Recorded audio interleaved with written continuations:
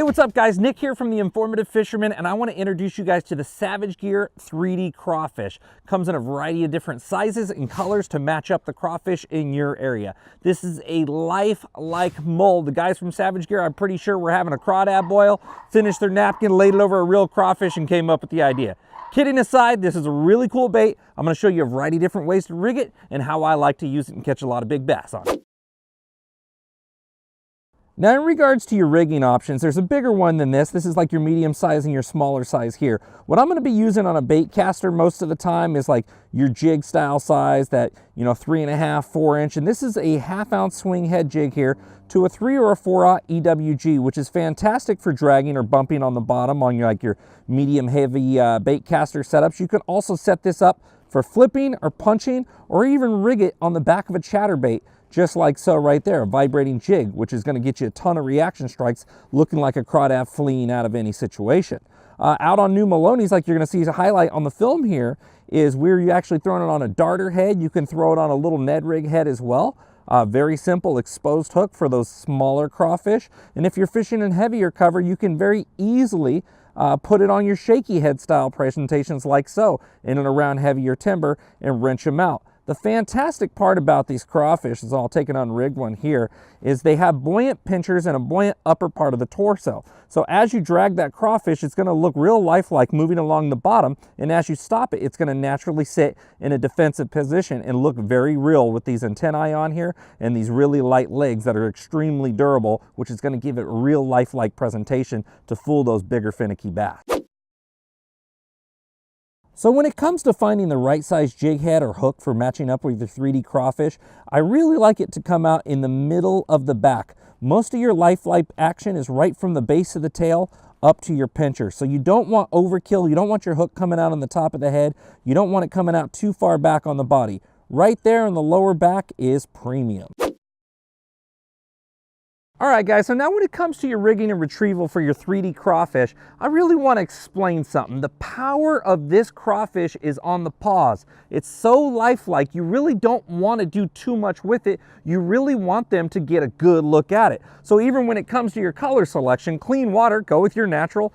Darker, muddier water, go with your solid patterns. Now, one thing I want to show you, when I cast it out here, and I'm going to start with the smaller one on an exposed jig head or a shaky head, any way you want to fish it, even a Ned rig head.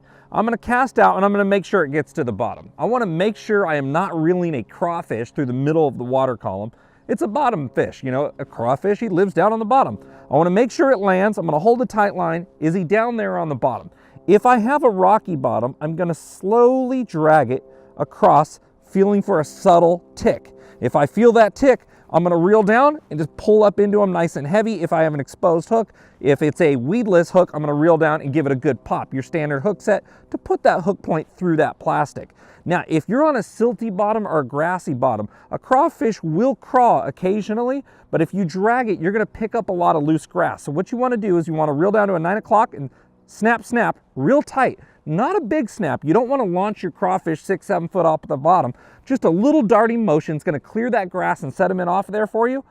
And it's oftentimes going to draw the attention of the bigger bass, and they're going to come over and they're going to smash it. And the same thing when you're throwing it on a bait caster, even when you're dragging it across rocks, you can still do that pop, pop, and that's going to drag their attention.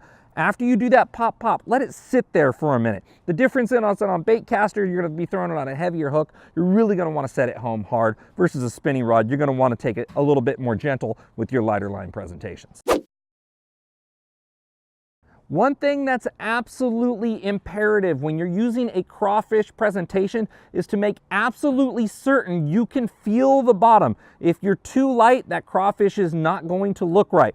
Too heavy is better than too light in this circumstance, because you're going to take away that natural upright defensive position from that bait. If you're heavy, that bait will come up and it'll look realistic. If you're too light, it's going to be suspended and moving too slow through the middle of the water column. So make sure you use enough weight to make bottom contact.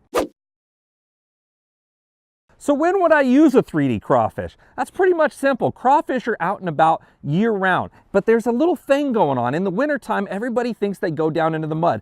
Not all of them. Some do, but those little tiny guys like to hang out and around in the wintertime in the little grass stubs. If you ever see those little black ducks floating around on the lake, they're eating grass roots, and little crawfish hang out on those. Those big ones burrow a little bit more often below 50 degrees. So once about 52 to 54 degrees rolls around in the spring, crawfish start roaming all over the rocks. Absolutely great time to fish your crawdad presentations. In the summer, they like crawling into that matted vegetation. So flipping them into heavy cover or fishing close with something like a chatterbait in those low light hours can absolutely get you a lot of big bass. Same thing in the fall. That water temperature gets into the mid to low 50s. Crawfish have another spawn and they're actively roaming around on those rocks. So don't always think you need to throw a bait fish presentation in the fall, because the crawdad presentation like the 3D crawfish can get you a much bigger, badder fish on average. All right, guys, when it comes to color selection, the 3D crawfish comes in such a variety, more than even what you're seeing here. I want to talk about some general things on how to select a color. Those red and black crawfish are your common Clarkie, your red swamp craws. Those are pretty much across the United States. Once you get into rivers and you get in those deeper, cleaner lakes, you got a lot of signal crawfish, but there's a ton of different species. And yeah, I can tell you right now, find one of those crawfish and match it to that color, and that would be matching the hatch. And that's a good thing to do, but you always don't have that option. So let's say if you can see beyond 5 foot deep, use something with some natural browns, some greens in it, something very natural looking. If you can't see beyond a foot deep, those blacker, darker colors are going to stand out a lot better for those bass to see those crawfish down there and hone in on them. If you're in a muddy, silty lake, there's a lot of vitamin A in the summertime from the sun penetrating that grass, and those crawfish are going to naturally be darker. So dark water, dark colors. Clear water, natural colors is going to be a general rule of thumb.